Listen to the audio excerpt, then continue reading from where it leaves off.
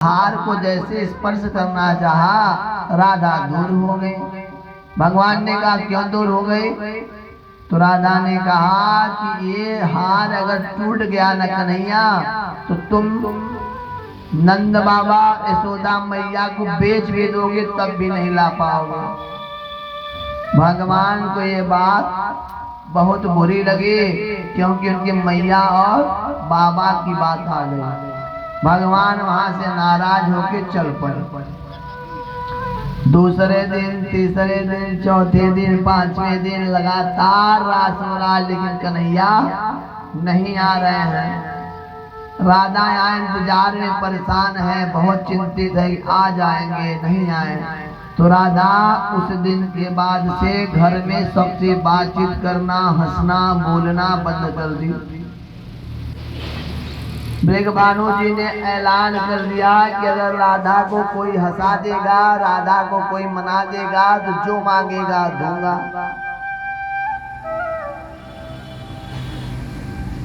इधर एक दिन देवराज के परम ऋषि नारद जी आ गए ब्रजभानु जी के यहाँ।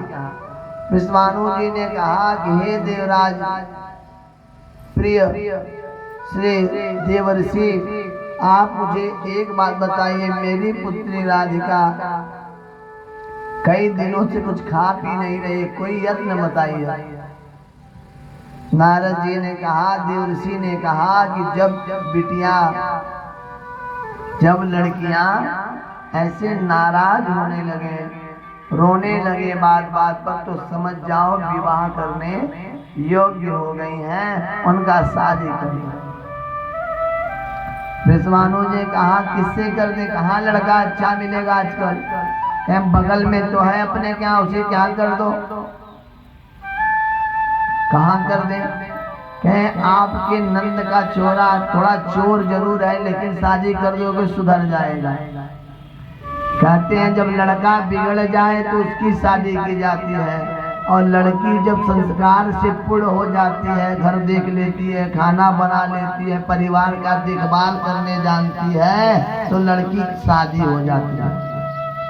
लड़का बिगड़ा है तो उसकी शादी किया जाता है कि जिम्मेदारी बढ़ेगा, सुधर जाएगा।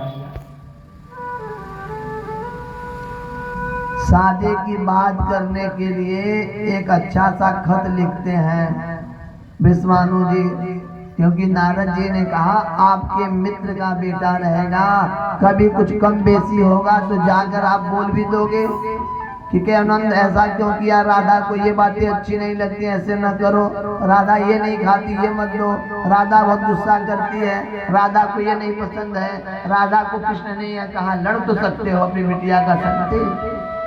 नारद जी की सुझाव अच्छी लगी, सही बात है, नंद का चोरा अच्छा तो है, थोड़ा सा चोर था, अब सुधर जाएगा। और फिर क्या करते हैं, जब पत्र भेजते हैं तो पत्र के साथ 108 खुमचे में, परात में कपड़ा, मीठा, फल सब भेजते हैं। एक परात में मोती भेज देते हैं ढेर सारा। इधर जब भगवान के घर संदेश आता है कि ब्रजभानु जी के यहाँ से कन्हैया के विवाह की बात आई है, तो भगवान को पता चलता है, तो बरामदे में नीचे सब सामान रखाता है, भगवान आ जाते हैं। इधर सब सामान खोल रहा है, कन्हैया इधर उधर घूम रहे हैं, जैसे मानो उनसे कोई मतलब ही नहीं है। सबसे आखिरी जिसमें मोती रखा था, भगवान की नजर उसी में थी, और गए धीरे से वहां से एक मुट्ठी मोती लाए, पीछे घर के तालाब था उसी में डाल दिया। इधर भी नंद बाबा जब सामान रखवा रहे थे तो उन्हें मोती कम लगा। उन्होंने कहा क्या यहाँ कोई आया था क्या? द्वारपालों ने कहा कि यहाँ कृष्ण आए थे। नंद बाबा ने कहा जब घर में चोर है तो बाहर खोजने की आवश्यकता नहीं है, इसका आदत नहीं जा रहा है। बुलाए क्यों कन्हैया, यहाँ से मोती ले गया, क्यों ले गया, क्या करने? भगवान ने कहा उस मोती से मैंने खेती किया है। नंद कहे चलो दिखाओ। जब दिखाएं तो जैसे अंगूर फरे रहते हैं, वैसे अंगूर की तरह मोती ढेर सारे रहते हैं। नंद बाबा परेशान थे कि इन खुमचों में मैं क्या भर के भेजूंगा। भगवान ने कहा उन्होंने आपका एक खुमचा भेजा है मोती, आप 108 खुमचा पूरा मोती भेज दो उनके यहाँ। हम कितने अमीर हैं उन्हें भी पता चलना चाहिए।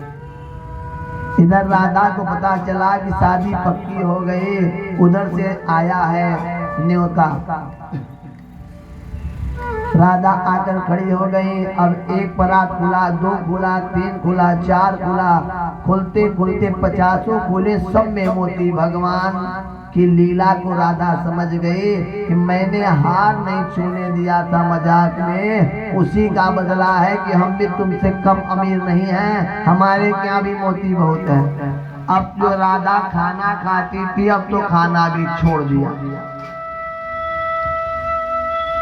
धीरे धीरे पूरे ब्रिज में पता चल गया कि राधा खा पी नहीं रही है, 2-4 दिन में चल पड़ेंगे। कृष्ण को पता चला, अब क्या करें। जैसे सुना कि राधा खा पी नहीं रहे, भगवान व्याकुल हो गए, क्योंकि भगवान राधा को बहुत प्रेम करते हैं। अब क्या करें, भगवान ने इधर उधर देखा तो मैया की चोली पड़ी थी, चोली पहना और एक दौरी में ढेर सारा मैया की चूड़ी लिया और बाल बाल अपना बनाकर मेकअप कर लिया कि अब हम मणिहारी बन के जाएंगे। अब मणिहारी का रूप धारण करके चूड़ी पहनाने के बहाने राधा से मिलेंगे, किसी को पता भी नहीं चलेगा। अगर बता कर जाएंगे तो यशोदा मैया यही कहेगी देख जोरू का गुलाम चल पड़ा अपनी पत्नी के पास। दाऊ भैया कहेंगे शादी लगी नहीं ससुराल चल पड़ा। तो इन सब को बचाने के लिए उन्होंने मणिहारी का रूप धारण किया। आइए एक प्यारा सा जाके मणिहारी का रूप आ जाए।